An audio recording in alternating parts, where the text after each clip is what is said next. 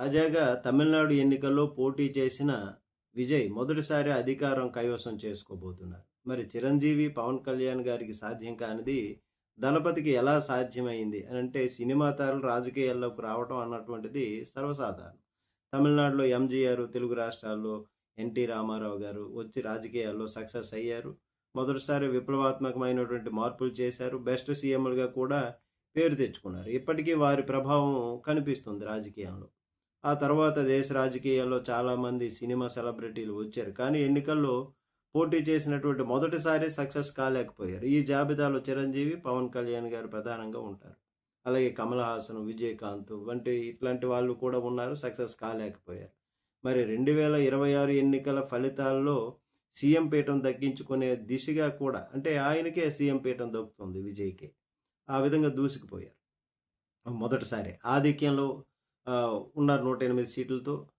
CM ఆయనే అవుతారు అనడంలో ఆశ్చర్యం లేదు. మరి పోటీ చేసిన మొదటిసారే అధికారం దక్కించుకుంటున్నారు. ఈ విషయంలో చిరంజీవి, పవన్ కళ్యాణ్ ఎందుకు ఫెయిల్ అయ్యారు? విజయ్ సక్సెస్‌కి కారణం ఏమిటని చూస్తే మొదటగా చిరంజీవి విషయానికి వస్తే మెగాస్టార్ చిరంజీవి 2008లో రాజకీయాల్లోకి వచ్చారు. ఆయన ఆగస్టు 26న ప్రజారాజ్యం పార్టీని స్థాపించారు. ఏప్రిల్‌లో ఎలక్షన్‌లు జరిగాయి. పార్టీ పెట్టిన 7 నెలల్లోనే ఎలక్షన్‌లోకి వెళ్లారాయన. భారీ ఊపుతో వచ్చారు. మూడో స్థానానికి పడిపోయారు. 18 సీట్లు దక్కించుకున్నారు.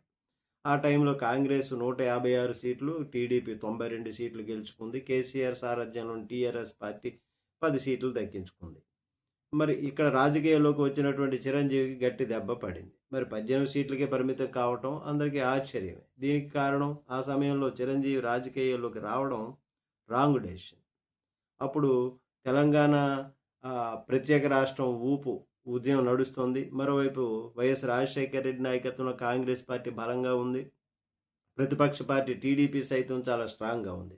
మరి 2004లో కాంగ్రెస్ అధికారంలోనికి రావడంతో 2009 తర్వాత ఆ సమయంలో టీడీపీ బాగా పుంజుకుంది. ఆ సమయంలో వామపక్షాలు కూడా టీడీపీతో కలిసిపోయాయి. అది టీడీపీకి ప్లస్ అయింది. రాజకీయంగా ఆ సమయంలో ఎలాంటి లోటు లేదు.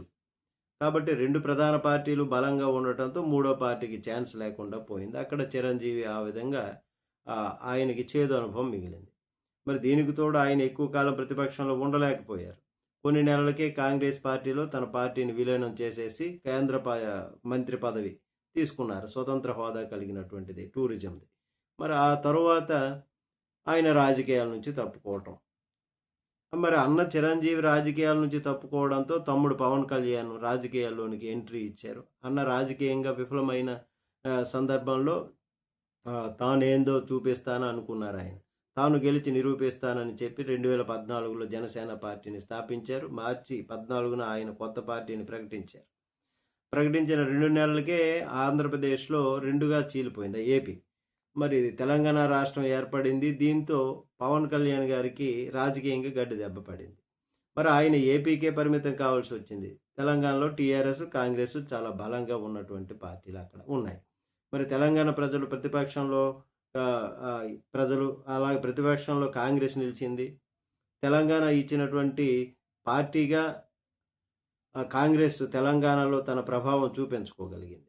మరి దీంతో తెలంగాణలో టీడీపీ, బీజేపీ, జనసేన కానీ ఏమాత్రం కూడా ప్రభావం చూపించలేకపోయాయి. ఆ సమయంలో పవన్ కళ్యాణ్ ఏపీకే పరిమితం కావాల్సి వచ్చింది. అలాగే చంద్రబాబు నాయుడు గారు కూడా ఏపీ పైనే రాజకీయాలు దృష్టి పెట్టారు. అదే సమయంలో సొంత రాష్ట్రంగా వాళ్ళు ప్రాజెక్ట్ చేసుకున్నారు ఏపీని. కొత్త రాష్ట్రం ఏర్పడిన సమయంలో రాష్ట్రం అభివృద్ధి చాలా కీలకం. అనుభవం ఉన్నటువంటి రాజకీయ నాయకుడు కావాలి. అప్పటికే 2 సార్లు చంద్రబాబు గారు సీఎంగా చేసి ఉన్నారు. ఆయన అయితేనే బెటర్ అని జనం నమ్మారు. 2014లో ఏపీలో చంద్రబాబు నాయుడు నాయకత్వంలో టీడీపీకి ఏపీ ప్రజలు అధికారం కట్టబెట్టారు. ఆ సమయంలో టీడీపీకి పవన్ కళ్యాణ్ సపోర్ట్ చేశారు. బీజేపీ కూడా సపోర్ట్ చేసింది. పవన్, బీజేపీ సపోర్ట్తో చంద్రబాబు సీఎం అవ్వగారు. ఇక ఏపీలో బలంగా ఉన్నటువంటి మరో పార్టీ వైఎస్ జగన్ నాయకత్వంలో వైఎస్ఆర్ కాంగ్రెస్ పార్టీ స్ట్రాంగ్గా ఉంది. పైగా తండ్రి వైఎస్ రాజశేఖర రెడ్డి మరణించడంతో ఆ సింపతి జగన్కి వర్కౌట్ అయింది. ఆయన ఓదార్పు యాత్ర, పాదయాత్ర ఇట్లాగే నిర్వహించడం, ప్రతి ఒక్కరిని కలుసుకున్నారు. దీంతో జగన్కి మాస్ ఫాలోయింగ్ ఏర్పడింది. గ్రౌండ్ లెవెల్లో ఆయన జనాల్లోకి వెళ్ళిపోయారు. దీంతో 2014 ఎన్నికల్లో తన ప్రభావాన్ని చూపించారు. ఆ సమయంలో 175 సీట్లకి 117 సీట్లు టీడీపీ వస్తే 70 సీట్లు వైసీపీ గెలిచి ప్రతిపక్షంలో నిలవగలిగింది. మరి పవన్ కళ్యాణ్ సొంతంగా తమ జనసేన పార్టీ తరపున మొదటిసారి పోటీ చేసి 2019లోనే ఆ సమయంలో అటు చంద్రబాబు బలంగానే ఉన్నారు, జగన్ మరింత స్ట్రాంగ్ అయ్యారు, ఏకంగా అధికారాన్ని సొంతం చేసుకున్నారు. అప్పుడు జగన్ 175కు గాను 151 సీట్లు వచ్చాయి. సోలోగా పోటీ చేసినటువంటి చంద్రబాబు 23 సీట్లు మాత్రమే వచ్చాయి ఆయన. మరి జనసేన కేవలం 1 సీటు మాత్రమే గెలుచుకుంది. 2 చోట్ల పోటీ చేశారు. పవన్ 2 చోట్ల ఓడిపోయారు. ఆ ఎన్నికల్లో జనసేన పార్టీ దారుణమైనటువంటి డిజాస్టర్గా నిలిచింది. కారణం ఆ సమయంలో జగన్ చాలా స్ట్రాంగ్గా ఉన్నారు. ఆయన రాకని జనం కోరుకున్నారు. ప్రతిపక్షంలోకి చంద్రబాబుకు మంచి డిమాండ్ కూడా ఉంది. మరి రాజకీయంగా ఏపీలో పెద్దగా లోటు లేదు ఆ సమయంలో. పైగా పవన్ కళ్యాణ్ ఎంతవరకు రాజకీయాల్లో నిలబడతారు అన్నటువంటిది నమ్మకం లేదు. వాళ్ళ అన్నయ్య గారు కూడా వచ్చారు, రాజకీయంలోనికి వెళ్ళిపోయారు అనేటటువంటిది ప్రజల్లో ఉంది. రాజకీయ నిర్ణయాలు మారుతూ ఉంటాయి కదా, అవి దీర్ఘకాలికంగా పార్టీకి ప్రజలకు మేలు చేస్తూ ఉంటాయి. పవన్ కళ్యాణ్ గారు ఆ తరువాత తీసుకున్నటువంటి బీజేపీతో పొత్తు నిర్ణయం కూడా అలాంటిదే అన్నాడు ఆయన. మరి బీజేపీతో దేశాభివృద్ధి, ఏపీ అభివృద్ధి అన్నాడు. మరి పవన్ ఓడిపోవటానికి మరో కారణం కూడా ఉంది. అంతకు ముందే అన్నయ్య చిరంజీవి ఇట్లాగా పార్టీ పెట్టడం, ఆయన వెళ్ళిపోవటం, ఈ రాజకీయాల నుంచి తప్పుకోవటం, ఈయన కూడా అలా చేస్తాడేమో అనేటటువంటి అభిప్రాయం జనాల్లోకి రావటం, ఇదంతా. మరి ఇక్కడ టీడీపీ బీజేపీతో కలిసి పోటీ చేశారు. చంద్రబాబు గారు ఇప్పుడు అధికారంలో ఉన్నారు 2024కి సంబంధించి చూస్తే. మరి ఇక్కడ అదే సమయంలో పోటీ చేసినటువంటి అన్ని సీట్లలో జనసేన 21 గాను 21 సీట్లు సాధించుకుంది. ఇప్పుడు పవన్ కళ్యాణ్ గారు డిప్యూటీ సీఎం బాధ్యతలో ఉన్నారు. కానీ ఇప్పట్లో పవన్కి సీఎం అయ్యేటటువంటి పరిస్థితి అయితే కనిపించడం లేదు. ఎందుకంటే ఇంకా 15 సంవత్సరాలు టీడీపీతోటే కూటమిగానే అంటకాగుతాము అనేటటువంటి విధంగా ఇక్కడ అభిమానుల్లో కూడా నిరాశ, కార్యకర్తల్లో కూడా, జనసేన కార్యకర్తల్లో కూడా నిరాశ. ఇప్పుడు విజయ్ ఉన్నారు, సింగిల్గానే వచ్చాడు, సింగిల్గానే పోటీ చేశారు, సింగిల్గానే విజయం సాధించారు. జగన్మోహన్ రెడ్డి స్ట్రాటజీ తీసుకున్నాడు, ఆయన సక్సెస్ అయ్యారు. ఇది ఎలా ఉంటే విజయ్ మాత్రం పోటీ చేసినటువంటి మొదటిసారి అధికారం దక్కించుకున్నారు. హంగుతో అయినా, లేదంటే ఇంకా ఏ పార్టీతోనైనా, ఏఐడిఎంఈకోతో అయినా విజయ్ సీఎం అయ్యే అవకాశాలు.